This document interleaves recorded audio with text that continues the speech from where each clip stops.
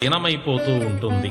అయినా కూడా అగరుబత్తి యొక్క స్థూల రూపము నశించిన దానిలోని సూక్ష్మమైన గంధాలు నిలచి ఉన్నట్లే మన శరీరము నశించిపోయిన సూక్ష్మ శరీరమైన ఆత్మ శాశ్వతంగానే ఉంటుంది.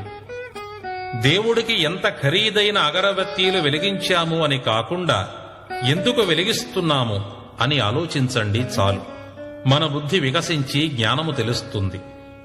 దేవునికి సమర్పిస్తున్నది అగరుబత్తీలు కాదు, అందులోని సువాసనలు మాత్రమే అని, ఆ సువాసనలు కూడా బయటకు వచ్చి పరమాత్మకు అంకితం కావాలంటే అగ్ని అంటించాలని తెలుసుకున్నట్లే భగవంతుని సన్నిధానంలో శరీరం కాదు ఆత్మను సమర్పించాలని, దీనినే దేవుని యందు లగ్నం చెయ్యాలని తెలుస్తుంది.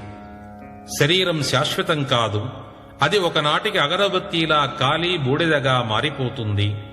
సుగంధం వంటి ఆత్మ